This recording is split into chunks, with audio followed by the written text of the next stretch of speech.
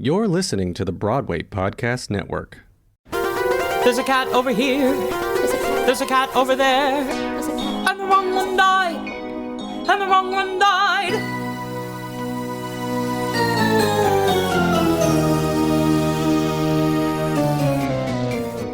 Welcome to the Wrong Cat Died, the podcast breakdown of the catastrophe. I'm your host, Mike Abrams, and today we have another amazing guest. He was the Rum Tum Tugger on the U.S. National Tour 5 and started the tour. So welcome, Stan Stanley. Thank you for joining me.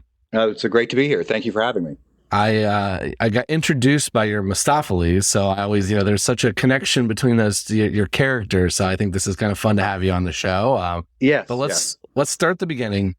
This is always an interesting question because you're like right around the movie when the movie came out. So it's like that 1998 movie came out. You're going on tour in 2000, 2001-ish. Yes. What was your introduction to Cats? Had you been aware prior to the movie, or were you like, what was the first viewing for you? I had been in love with the music from Cats for probably 15, 20 years prior to me auditioning for the show. The community theater group that I grew up in would take a trip, or the adults would take a trip to New York every year and see the new shows. So 82, 83, 84, somewhere, when the show was just getting started, the group had gone and came back with rave reviews of this, very unique, sung through, danced through show. And they brought me as a little souvenir, because of course I was at home, but the vocal selections from Cats. And so I played the piano from a young age, and I would sit and play through that ad nauseum, I'm sure, and was particularly obsessed with the song Up, Up, Up to the Heaviside Layer for some reason. But so before I saw the show, I was very drawn to and intrigued by the music.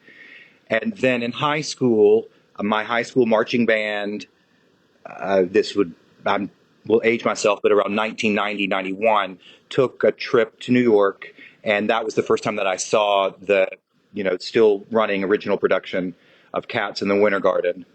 And so, it really piqued my interest. It had always piqued my interest, but then I finally got to see it live. And my one funny memory that I always think about is, of course, I was looking as a singer. I was primarily a singer. When is Grisabella going to belt that high E flat? I'm ready for it.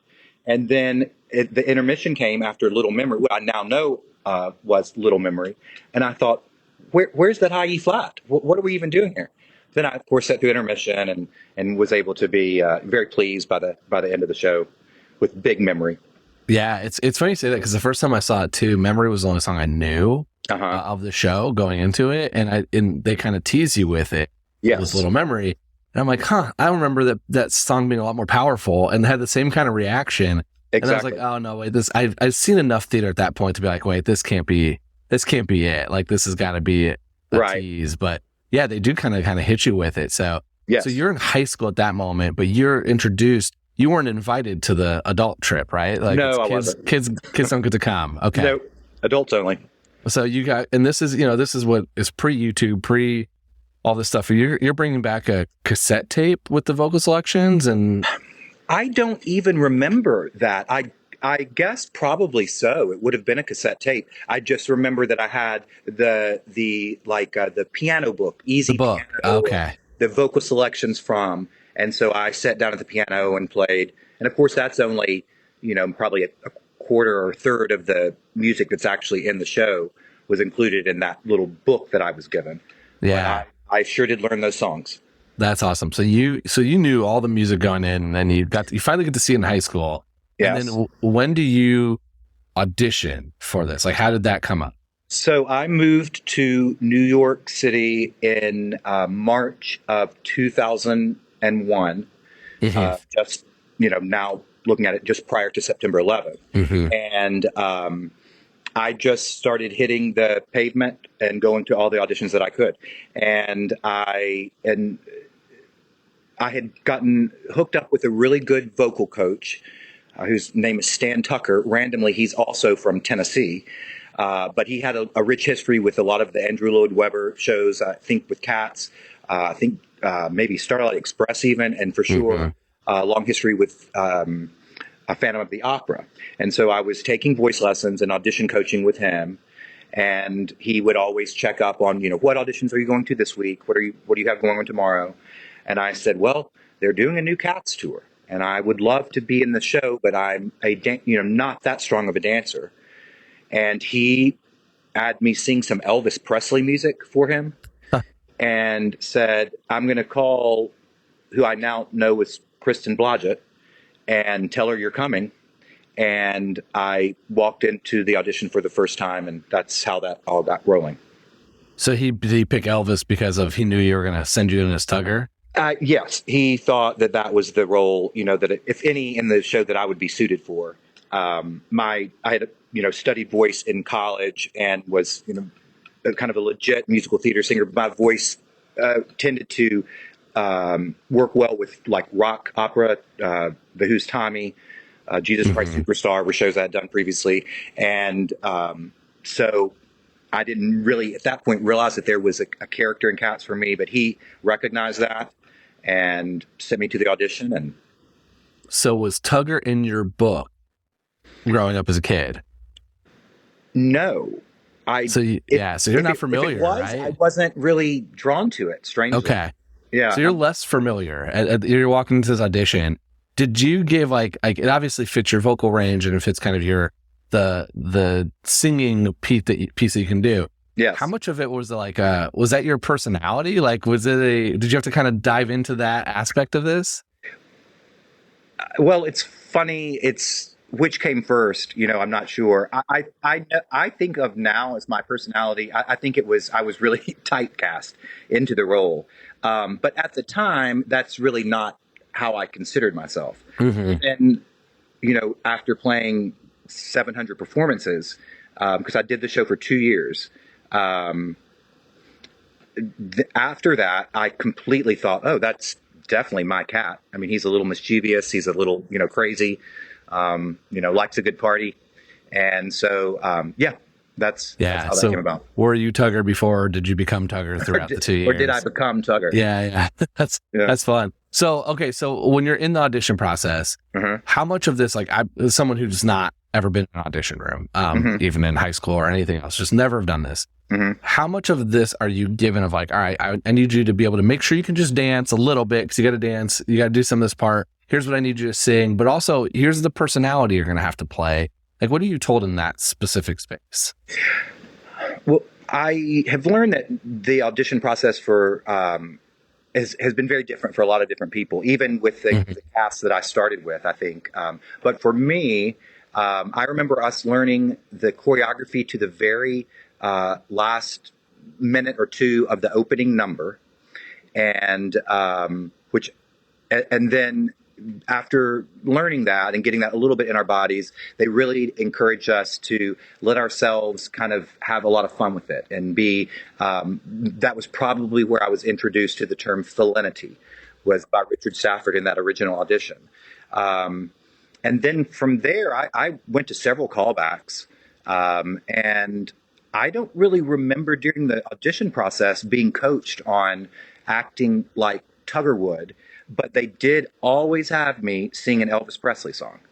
Interesting. Okay. So, and that involved moving of the hips, I guess, and kind of like the general demeanor or that Tugger would bring, to the show. And it wasn't until we really started the rehearsal process that they started kind of explaining more of the character arc and, the background that you've learned so much about. I've learned a lot, honestly, listening to some of your podcast episodes. Yeah, it is a little bit of like a game of telephone at this point with the Cats lore. So, okay, so now you get cast, and yes. This is the beginning of this tour. This tour ran for like 10 plus years, I think. Right. So this is the first group. What do you remember about that? Like first around the horn of like, here's the story, here's this. And I really want to know like what, as someone who saw it, someone who grew up with the music, what was the moment where you're like, wait a second, this is about what? Like, this is my character here. Like, what was those aha moments? Honestly, I think, I don't know, a funny memory, jumping ahead 2.5 years after I left the show. One of my best friends on tour was our hair and makeup supervisor, and he continued with the show after I left. and they were in, and I had moved back to New York, and I went to see David Hansen with the cast in somewhere in Connecticut. Rode the train up, and Richard Stafford and Miss Blodgett, Kristen Blodgett, were in the audience. And I remember going over to them and saying, "You don't really realize you're such a part of such a classic, phenomenon of a show until after you are not a part of it anymore." Yeah, because that was the first time that I had seen. It was the replacement cast, the guy that replaced me as Tugger, and I remember that being very impactful. About wow, I was a part of this huge juggernaut of a show.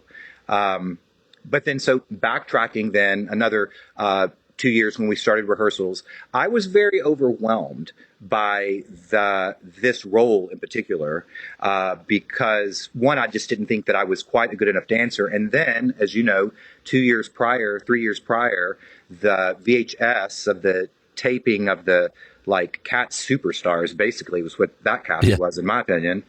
And their Tugger danced the whole ball and, did all this stuff. It was just tremendous.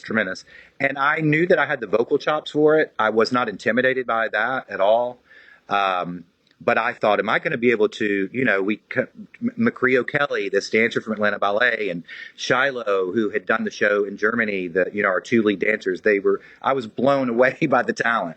And I thought, am I going to be able to live up to that? So I didn't really get into the headspace of, what the character Tugger was until probably a month or two into the run, because I was so, concerned about the logistics of being here and doing this and singing this and making sure my riffs were right. And then finally, once it, sinks in, I've heard you talk about the Atlantic City run was a abbreviated show. And I remember I think it was Raleigh, North Carolina, wherever we started the full version of the show. And then a couple of weeks after that, I remember sinking in and talking to some castmates about, that was the first time I had been comfortable enough to talking about our different character, relationships and who dated who and who, whose kitty belonged to who and things like that. That's so interesting because it is I always forget, and it's a show that has such a polarizing piece, because I've heard the reverse of what you're saying. You're saying hey, can I do the dance numbers? I know I can do the singing. I've heard the singer or the dancers who are I know I can do the dance numbers, but do I have the vocal chops to do some of this and to be in there? And it's kind of a different piece where that's a show that's there's a lot of shows where you could just go out and sing and then walk off stage and vice versa. And this show, you don't get that luxury. No. So I hadn't even really thought about the idea of what you're saying, which is I'm ignoring the story basically until I can make sure I hit my marks and I'm not going to kick somebody in a spin or, all these other things that you got to solve doing this show for the first time. So that's super interesting. So, okay. So now I want you to fast forward though to you start having those conversations. Right. What are you talking about? What are the things that are coming up from Tugger's standpoint? And when you're on the bus and chatting through those. Right. Well, and I've heard, you discuss on prior episodes, is it is your character leading these relationships, or is the actor, the friendships that you are making on tour, which is leading the relationships? And I'll have to say, as it has turned out, some of my better friends on the road, were the character were the actors that my character as Tugger interacts with more on stage. Obviously, Tugger and Grisabella have some type of past. And both of the Grisabellas that I work with, Gretchen Goldsworthy and Dee Racioli, were two of my best girlfriends on the tour. The relationship between Tugger and Mistoffelees, and from the practical point of view, I started thinking, okay, well, we obviously have a great respect for him because I sing his number and, the Mr. Mistoffelees number. But then is that, I'm able to master that and know that I'm doing a good job of singing and presenting his big dance number. And then I was able to ease into, okay, well, why is Tugger singing this? Why of all the people, Tugger is, so aloof and so here and there, and you can't peg him down. Why is he so, enamored, as it were, with Mistoffelees? So that I also, as a singing actor, was always had tremendous respect for the best dancers, and so I was definitely drawn to the bigger dance roles, Mistoffelees, obviously, and then also Victoria, and some of the other key dancers, Pounceville. My Tugger always liked watching Pounceville dance. Just because I think it was something that he knew that he couldn't do, they were good at. Maybe he's more of the star of the show, but he likes throwing a little attention to the little kitten dancers. Yeah. One thing I think that's interesting that you're saying, and I've thought a little bit about, and I don't know the answer to it, but it seems like more recently, I think there's a little bit more flexibility in casting. Like they're just in general, like, okay, maybe this person can be a little bit shorter, or this person can be there, and they don't have to necessarily match the personality. Whereas I think when you were doing it, they were a lot more of like, all right, I think this person embodies Tugger more, or embodies Mistoffelees more, or embodies the character more. And then when you think about it from that lens, then you should be better friends with the ones that they expect you to be better friends with, because that would be the way like the characters are kind of built around. Right. And there's also a little bit of the, like, we're recording this on a Sunday. I was watching football before we started. Mm-hmm. The offense is going to be more friends with the offense, and the defense is more friends with the defense, because you spend more time together. So if you're next to that person on stage, you're probably spending more time with them in general. Yes. Yes. But it's so fascinating to me though, because the fans like look at this of like, wait a second, you shouldn't, like those two shouldn't be pawing each other. And it could just be like, you know what, you had a great conversation on the bus before, and all of a sudden it's like, no, you're gonna have some fun on stage. Yes. That's, I think just the logistics of rehearsal kind of dictated who I was friends with, at least at first. Now, once you get on the road and you're all, traveling together every week, then, you get to know everyone else. But I look at it as they cast, it's a troupe of dancers and 5 singers with Deuteronomy, Gus, Tugger, Grisabella, and, well, I guess Jenny Anydots is a big singer. In our company, she covered Grisabella, but also Jelly Lorem. So those were, cats that primarily were hired from the singer pool. And those, I had more rehearsal time with them at first. So I was naturally, and also, I don't know if anyone has introduced this, but on our tour, the cats are numbered.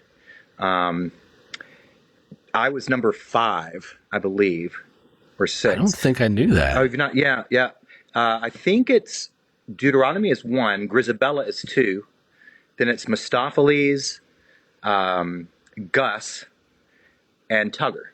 So we always shared the dressing room. It was not randomized dressing rooms, at least on our tour, and that was for 2 years. So yeah, we were always next to the same people, and that's just who I became friends with first. How did the numbers, like, what do the numbers mean, and how did they come about? Oh gosh, there was probably some lore about that it's been a minute, but yeah. Well, I would guess that it was like the order of, star power in the original company is what I would think it was. Ken Page, I don't know. Yeah. I honestly am not sure, but I do know that they were numbered, and it wasn't just some random. And strangely, it was the guys were first, insert Grisabella as number 2. And then the women started with the numbers. And I think their first after Grisabella was probably Jenny Anydots. And then Jelly. Interesting. So, yeah. That's super interesting. I hadn't heard that. And I'd love to, I'm curious if I can, there's anybody that knows, send me a message. You should track that information down. And that is not Stan Stanley's opinion. That was that was a real thing. Well, there's always the, like, how does that, who came up with it? Is there some thought behind it, or is it just somewhat randomized? Because, like, I even go back to, if people have listened to the show from the beginning, my first 10-ish episodes were me going through characters. And I thought, like, I was trying to just go through characters in the order that they showed up on a song. And I realized that was grossly out of order. So it's like, even mine, I'm like, I don't know, I just picked this person first. I thought they were first, and then I realized I was totally off. So there might be less thought put into those numbers than we think. It could have been, the costumer or the wardrobe, decided that. But there were numbers, and that was who I was friends with at first, strangely. Yeah, that's really interesting. That's, again, a different piece to it. We're going to take a quick break, and then we'll be back for more of The Wrong Cat Died. Okay, I want to fast forward to, what are some of the relationships that you feel like you either created or really leaned into on tour once you got through that kind of beginning of, and now you know, hey, here's I'm ready for the dancing. I'm now going to start thinking about, is this my girlfriend, boyfriend, right? kitten? I'm going to make this character. I'm going to live in this character more. One of the first big ones that I remember really focusing on was Tugger's relationship with Munkastrap. I think that I had been told that they were probably brothers, but I'm not positive that I was told that. I could have, discerned that myself. The first Munkastrap I worked with, tremendously talented Grant Turner, and around the time, I want to say that this came into, the rehearsal process when we were in our previews in Atlantic City. And and strangely, Grant and I were assigned to be suite mates in the hotel that we were staying in. So we got to spend a little more time together. And then I was, told, you guys, your characters are probably brothers. And then I remember one night we were practicing our makeup in the hotel room because we all, we did our own makeup. Yeah. And Grant and I realized that our birthdays were one day apart, August 10th and 11th. And at the same time realized that we had, true story, like matching birthmarks on our back, just a little, like a random little birthmark. And so all of that really went to, told me, this is a character that you need to invest some time and thought into your relationship on stage. And that's kind of an easy one now that once I knew about it, it's very easy to see. We introduced Deuteronomy. They're kind of two of the, main older gentleman cats in the tribe. It made a lot of sense, but that's the kind of thing that when I was singing through the music, at age 10. Yeah. You don't get any of those things. No, I didn't get any of that. And when I saw it in high school, I was so, disappointed that I had stopped at little memory that I wasn't getting anything about the Munkastrap Tugger relationship. Totally. But that was certainly one that I put a lot of thought into at first. And then as different, on tour, you are going through not always the same actors playing the same part.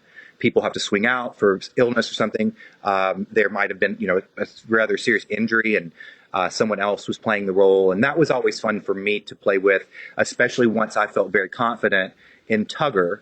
Then when a new actor was Munkastrap, I felt very confident in kind of leading the way for, what is the relationship with them. Of course, it's fun to hear someone else's take on it too. But I was kind of especially the second year I was on tour, a little bit of an elder statesman of that particular company. Yeah. And that was, I know I got a lot better at that particular role year two when some new dancers came in. What about the Mistoffelees relationship? This one's infamous. And yeah. How did you think about it? I think that it's, we always shared a dressing room. My first Mistoffelees, we were roommates together at the beginning of the tour. Well, put together as roommates at the beginning of the tour, and then chose to stay roommates throughout. I was listening to his episode earlier today, preparing for this, and he and I dated, personally, for the whole year that we were on tour, which was wonderful to have a companion on tip because. Despite the fact that you're around, a company of 50 technicians and actors, orchestra traveling around, sometimes it can get a little isolating and lonely because you're never going home. You really don't have days off because we would fly on our days off. So that was a very nice relationship. He and I are still really good friends. But so which came first? Did I invest in the character Mistoffelees because of the actor? But I think from just simply the characters, I think Tugger is very confident in his abilities to, be a ladies' man and, tomcat about town. And he knows he's, good looking. He knows he's kind of sexy. He knows he's funny. And he's kind of bored with a lot of other characters, I think. But Mistoffelees he's magical. His costume lights up. He flies in from the rafters. He can make explosions happen on chaise. And in the end, he is able to, bring Deuteronomy back. And so I think that it takes that type of character to really impress Tugger. And so that explains why he would be so into Mistoffelees. Yeah. I think it's fun for me because it's such a lore of, are they together? Are they not? Are they best friends? Are they actually dating? And then to hear you guys dated off stage, what makes adds to it. It's just kind of like a piece of that puzzle. So everyone who argues on that behalf, here's more fuel to that fire. Yeah. Also, I think both as a character, Tugger, and as an actor, Stan, as primarily a singer, I was always, I think I mentioned earlier that the best dancers always caught my eye. I just thought that is something, and sometimes they would say, oh, I would give anything to be able to sing like you, but I knew that I would love to be able to do those turns in second. I've never been able to do that. So anyone that could, draw my attention like that as the actor Stan and as the character Tugger, I think, we were naturally attracted to that type of talent. Yeah. That's so fun. I want to hear some stories from the road because I want to start with Atlantic City because it seems like, you did 2 full years of this. Like there's some chaos that goes around, like things don't go right. There's some nuances. So let's start with Atlantic City, but what were some of the memorable moments from your 2 years? Okay. Well, Atlantic City, I've heard you mention, that it was a little chaotic or that was a lot of craziness. And I don't remember that exactly that way, except just there was a lot going on. I remember we were exhausted from a month of rehearsals, and then we have in New York. Then we come into Atlantic City. That's the first time that we're actually staying in it. It was a nice hotel, but we're staying in a hotel room, and that you have to get used to that. And then I, for some reason, thought, oh, once we get there, we're just going to have time off. We're going to be able to go out to eat and go to the beach. No. We had rehearsals every day. And or fight rehearsals or flight rehearsals or whatever rehearsals there may be, they were experimenting with new ways to take the orchestrations, new ways to present that. We had a lot of rehearsals with that system before we went out, actually on tour. So I remember that as being a very fun time, but I don't remember it being that chaotic. But it was a lot of work. Yeah. Then we go on tour, and my biggest memory of the first several months of actually being on the road was that we played Nashville, I think October, November of that year, so fairly early on in the tour. And I had just moved from Nashville in March. So when I came back, this was a tremendous first big role for me, and it happened, I think, because of good timing. The age I was, it happened very quickly. And so there was a lot of hype around me coming back to Nashville, and it kind of freaked me out a little bit. I remember getting up at 4 a.m. and being whisked off in a limousine to go do the talk shows and go to the radio and then go sing with this band. And they had given us a certain amount of media training, and I thought it was very fun, but I also was still just very much getting used to playing that character, which a couple months prior had been a little bit overwhelming for me. So add that to the big hometown crowd and, being doing all the advertisements, and it was a little overwhelming. And then one of the performances in Nashville, Grisabella hits the high note, she gets chosen, and the tire floats up, and then the heavenly wagon floats down, and that didn't work in one of the performances in Nashville. So I had a house full at Tennessee Performing Arts Center of, the hometown crowd, and there was a major technical kerfluffle, as it were, in the show, and I remember that kind of throwing me for a loop a little bit. It was very nerve-wracking. Yeah. Yeah, you're essentially the face of the show at that point in town. And in that particular city, I was, yeah. Yeah, that's a great problem to have. I'm really not complaining, but that is an early memory that really stands out. Then we shipped it to the West Coast, I think. We were in California on 9/11, and that really changed how we traveled. I don't think we changed the schedule of the show because we were scheduled to be on the West Coast, Portland, Seattle, San Francisco, for a couple months there. And so, but rather than fly, we bussed, which, was fine. It was all, it was relatively local. And I remember pretty sure the first time we flew after September 11th, we flew out of San Francisco. And someone mentioned on a previous episode, but we were always flagged for lots of extra searches because it was such a large group and we were flying one way. And so the airport days were hardly a day off. It was very, very taxing. Yeah. I want to hear a little bit about when you switch between, not you switch, but like between year 1 and 2, you have you definitely have some turnover at that point because you have it's usually a 1-year contract and you get a lot of people that do multiple years, but you get a bunch of new cats to work with. So when you how much of the relationships that you played with year 1 cats did you try to bring into year 2, or how much did you try to create as new with the new performers? Well, I remember we tacked year 2. I don't even sure. No, I think we stopped performing for a couple of weeks, but we did the new rehearsal process or combined the casts in Biloxi, Mississippi, again with an abbreviated version of the show. And I remember really loving that process because I had gotten my, Tugger legs under me, so to speak. Yeah. I knew that I was, I was been told that I was doing really well. We would get reviews and things were going well. But it's a tiring, touring is very tiring. And this was like new energy all of a sudden coming in. And so I really enjoyed it. I know some of the other carryovers from year 1, some of them maybe wanted things to be exactly like it was the first year.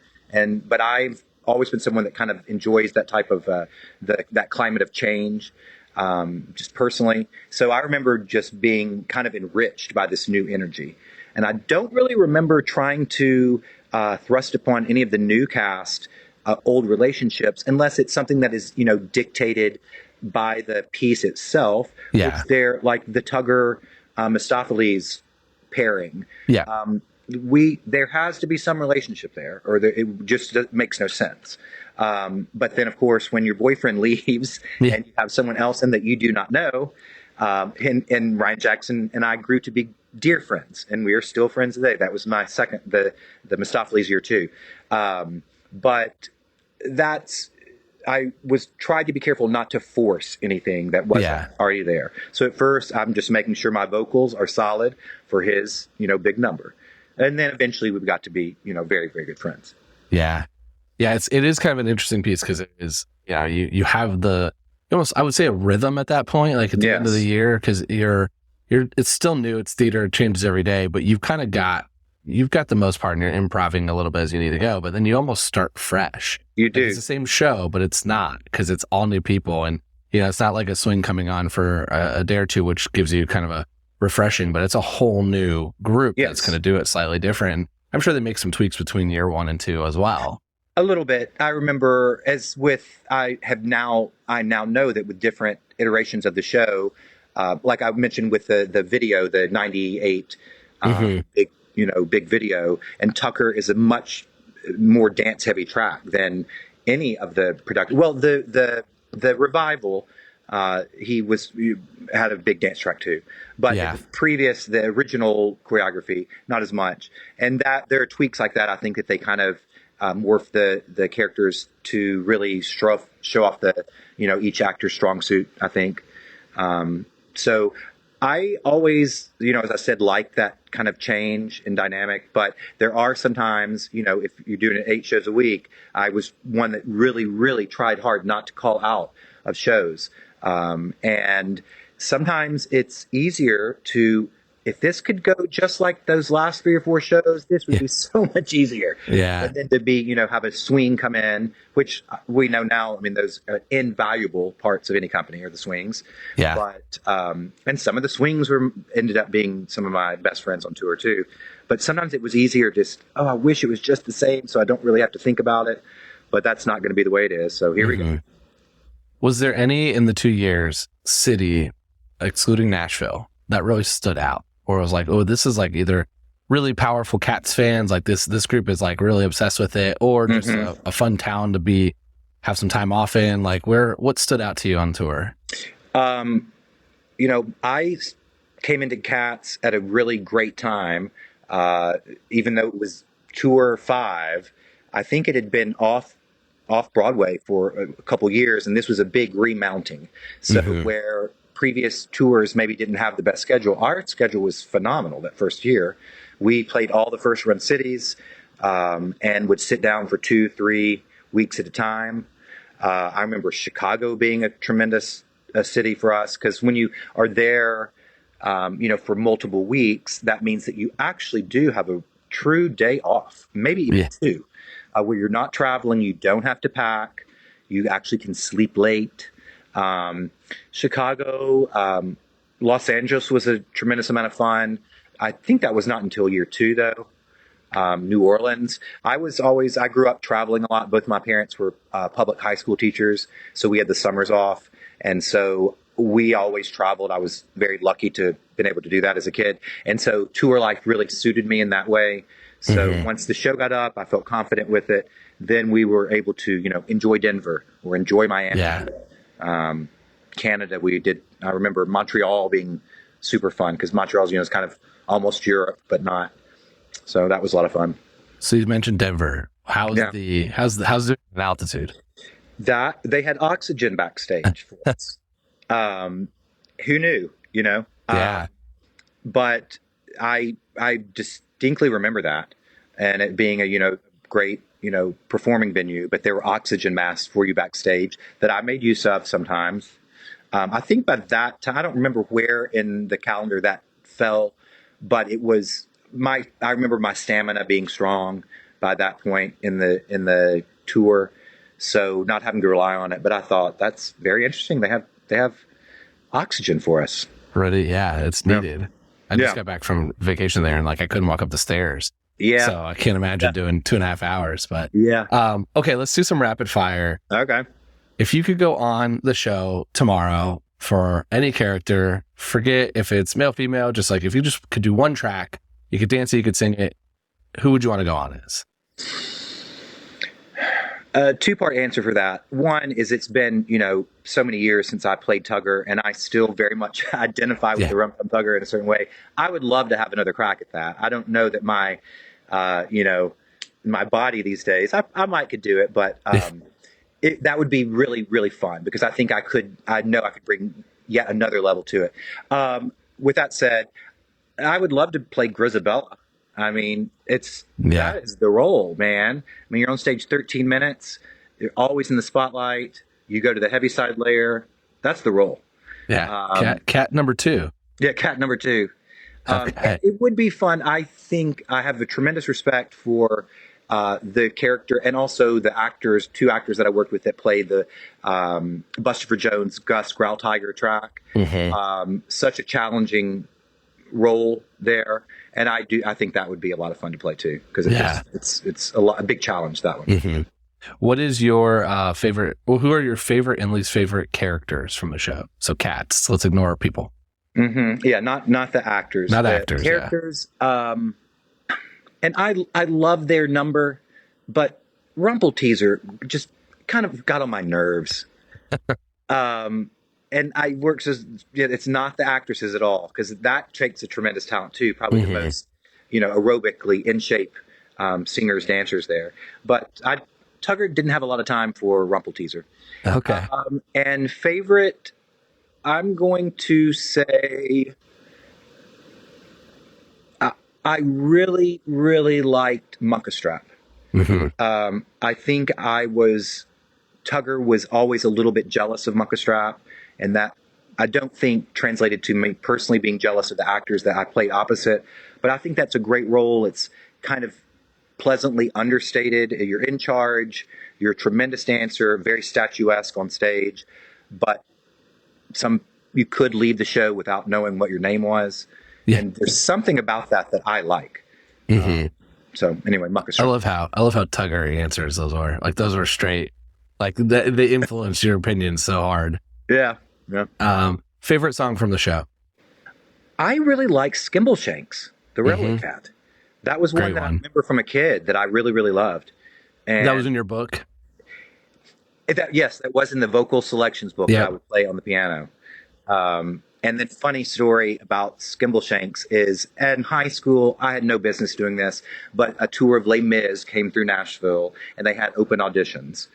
And so I was a very, good high school actor singer, but I probably did not have the chops to audition for an adult, second national tour coming to Les Mis. But I went, and what did I sing for Les Mis? But Skimbleshanks, the Railway Cat.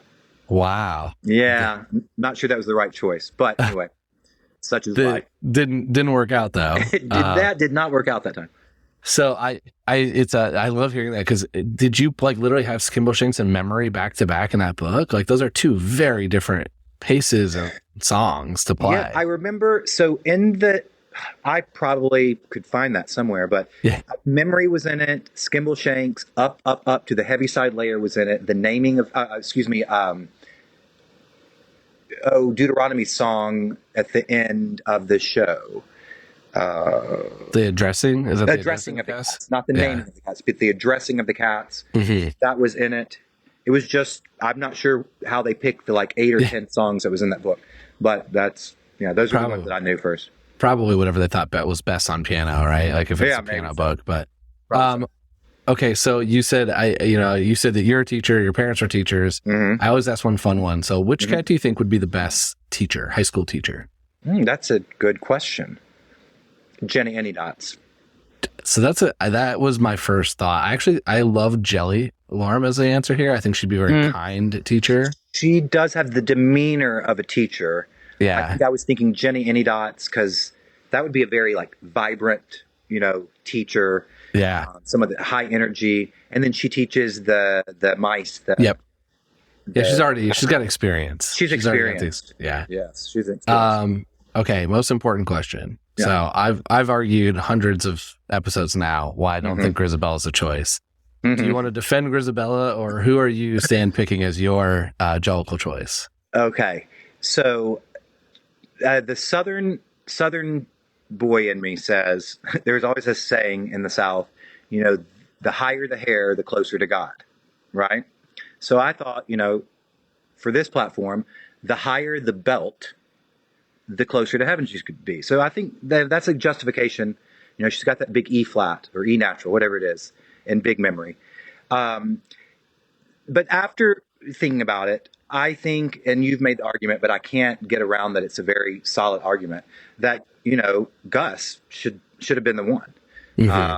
He's about to leave us anyway. He needs that, that afterlife. He needs to be reborn again. And so that's who's going to get my vote, is Gus. So you're going Gus. Okay, I'm going Gus. Team Gus. I love it. I do like the idea, the higher the hair, the closer to God. I like that as the higher the belt. But I honestly think that was part of a version of that is how I first started this show, which was it's a competition. It's a performing competition. Who is the most fun? Who's going to get voted on by America or Britain or whoever? And I love that idea that you brought up about, and I think that could be commercially very viable, actually, is that if there's a way for the audience to decide who's going to, it's a little bit of a gimmick, but I'm ready. You got to have a gimmick. I'm slowly trying to convince anybody to do that. It's not hard. The technology's there. Everyone's got their phone in their pocket. Yeah. It would not be difficult to add that layer. Or even if you just had not even an audience, you could do it by cheering. You could you could do a lot of different ways to make it more fun. And it's a little gimmicky, but if you threw this in a regional production or a high school production or someplace else where you've got, you're keeping 99% of the core of the show. Right. And then all you're changing is just, you still sing Memory. Right. You still have her welcomed back. But when it comes time to when she gets walked up through the crowd, through all the different cats, you pause and that's where you ask the question. And then, someone else goes up.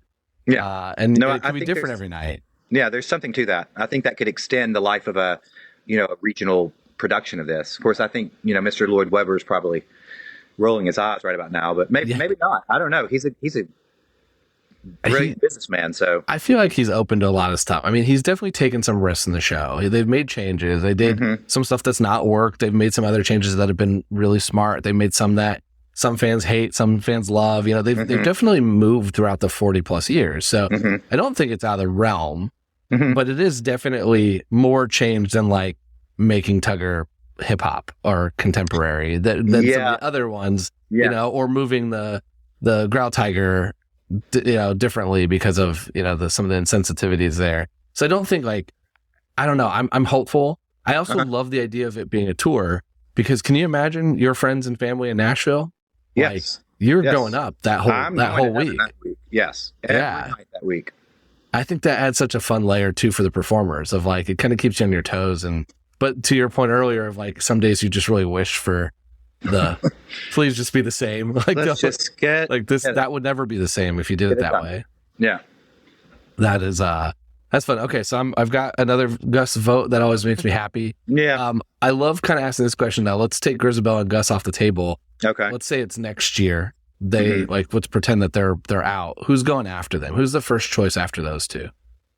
I mean, I got to throw my hat in there for Tugger, honestly. Tugger's time. Okay. I mean, he's probably been a little too mischievous beyond, you know, his years, and he's gonna wear out his welcome maybe a little bit. I think he could get a vote. There's also something about, even though I think the Cassandra is kind of like, you know, she's so. She's going to be there forever. There's just such a mysterious like element to her. I don't think she really needs it, but somehow I could see Cassandra being the chosen one. Okay. So she does not have many votes. No. I mean, it's, think she needs them because she's so, you know, she's got her own thing going on, but something about that character I could see being raised to that next level. I don't know. Yeah, it's pretty much a two-cat race. It's really it's a Gus Grisabella debate at this point, with a few votes here and there for people that are really passionate about. All right, hold on, my cat was ready to go, and I'm like, I don't think anybody else is voting for this except for you defending your cat. Yeah, but that makes it fun because for me, any vote that's not Grisabella is fun for me. You've spoken about like the Cats fans, you know, the like professional Cats fans, and that was a total shocker to me when we got, you know, out on the road. But I would be very interested to hear what they would have to say, you know, how they would answer that question, because I know they would have an opinion. I've talked to a good amount of them now, and they're pretty split between the Gus Grisabella too. Like there's a very heavy team Gus out there, and then there's some very traditional. Where I've noticed that they have stronger opinions is usually on the choreography between Joanne Lynn and Andy Blankenbuehler, or there's some like adamant that this relationship between this cat should be this way. Like it's usually like little nuances like that, but they're fun. Like they're such a fun fan. They're passionate that they just kind of love the show. And so a lot of times it's like what connected to them either as a kid or like what was that first moment that they like became a fan. And that is usually a thing that they're like, no, don't change that. And that changes per person, which is fun. I think like it's a healthy fandom, and it's a healthy group of like respecting the like nuance of the world that was built. And so it's always been kind of fun to hear the different things. It's fun for me too, because occasionally I will have a very vastly different opinion. And then all of a sudden I'll get like a couple messages being like, whoa, wait a second, that's wrong. And I'm like, that you're wrong, man. Yeah, but is it wrong? Like, there's no documentation on a lot of this stuff here. So there's been a couple times where I'm like, yeah, I probably am wrong here. But I think that's fun. Like, I love adding to the story of these characters that clearly doesn't exist, but could exist if you had another ball or had another, you know, what's the next day look like? Yes. So I'm curious, is what made you interested in this subject? So I saw it in 2016. When the revival happened on Broadway. I had just moved to New York. So I lived in New York for maybe a month, I think, at that point. I was living in the theater district, and I had not seen, like, I had grown up, my mom's a music teacher. I grew up playing sports. You can see all the sports behind me for the, you know, when the recording. I didn't grow up going to a lot of theater in Indiana. I went up to like, they have 5 shows a year or something that comes through. But I saw a lot of musicals, but I just saw them. I didn't know, and I hadn't seen a lot of stuff. I hadn't seen like a lot of the classical things that, you know, like everyone think you need to see. So when I got to New York and realized I could go on a Tuesday after work, and it's just down the street, and it's a $25 lottery Right. or stuff like that. I'm like, why am I not going to see some of these things? Like, why can't I mix that in with a Rangers game? And like, I've got all these. You can. I have access to the best of the best, like incredible performers doing something live and a feat that I have no ability to do. So I started going to more things, and I saw a preview of Cats because I'd never seen it, didn't know anything about it. A friend kind of got me preview tickets, and I went, and I kind of had like one of those moments of like overwhelmed. What did I watch? Awesome. And I had, at that point I was overwhelmed by New York in general. Like just the subway was overwhelming. Like I'm from Indiana. Like I'm not from a small town. Like I'm from Indianapolis. Like it's a normal sized city, but New York is a different beast. Like it's a whole different city to live in. And so I just was like kind of having fun with what is that experience like of a new job, a new city, and then all these other new experiences. And I was sharing some of that back home, and I kind of wrote and made fun of Cats. And I made the joke that I thought it was the X Factor because it was Leona Lewis. And that's what started this. And then I kind of didn't think about the show again until that trailer for the 2019 movie came out. And I made the joke that I thought Grisbell was the wrong choice. And I said, welcome to my TED Talk. And I kind of posted on social media. And then the network that I'm a part of was like, hey, you should make this into a podcast. We're building out more. And that was the beginning. And I originally said 10 episodes of explaining why each cat leading up to the movie. Did not know that movie was going to be as big of a disaster and like story as it was. Right. And I started meeting people who were in the 2016 show. And I started asking them questions of like, here's what I can't fill in the blanks from YouTube. Like what else is like, here's what I read online. How did you think about that? And it's become my favorite part is now I've interviewed 25 plus productions and different cats from all over the world, and did not realize how deep this went. Like, I wasn't the super fans. I wasn't a fan. I just knew about it. And now I've kind of become enthralled with the nuances of that, like all the different pieces of this. And the fact that like, you mentioned Tucker, is that there's a Spike in the show, and there's like, there's a Gilbert in Japan, and there's this, and there's that. Like, there's so many weird pieces to it in a fun way that I've been almost feeling like I've become a historian here documenting this. And that's what's I find interesting and fascinating, and why I love these conversations. And I will keep recording as long as cast members still want to talk to me. And I've got a lot more scheduled. So awesome. People are enjoying it. I hope people continue to enjoy it. And I think what I'll maybe stop, and what I've kind of like my goal is if I can get somebody to do the Edwin Drew style regional production where I can go in and say, all right, let's do a different version, then I feel like I might have accomplished my that would be your big goal. Accomplishment, yeah. But I've got Gus closer to Grisbell. Grisbell still has the lead, but right now Gus is closer, and I know that the most recent tours and regional productions are at least actually talking about this, which I don't think was a question people thought about prior to me. Yeah. So I'm like, all right, I'm slowly getting there. One day I'm hoping, Mr. Andrew Lloyd Webber gives me a call and says, all right, what are you thinking about here? But he's a little busy right now. Yeah, he's got a couple of things going on still, yeah. Couple things going on, and but this has been super fun. I appreciate you sharing and telling your story. I've had a blast for me as well. Hearing about your Tugger and your time on the road. Yeah, for sure. Thanks for having me. It was a lot of fun. Awesome. And thanks everyone else for listening to this episode of The Wrong Cat Died, the podcast breaking down the catastrophe.